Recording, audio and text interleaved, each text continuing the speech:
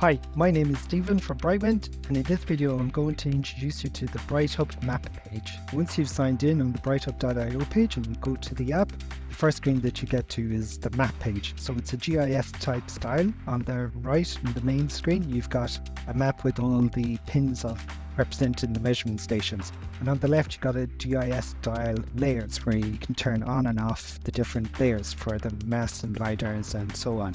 BrightHub is built for open data, so we've got distinction between your private data, my data, and what's open data. There is one private data set there.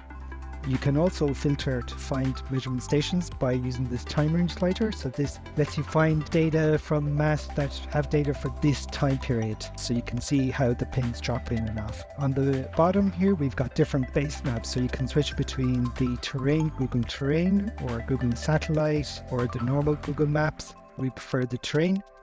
We are working on incorporating Bing and Here We Go maps, so you'll be able to switch between all of those. Once you've found a station of interest, and this is another way to search for a station of interest, Grady Joinery is an open data set. Once you hover over the mast, you can see the name of it, and if you click on it, you can go to station. That'll be in another video.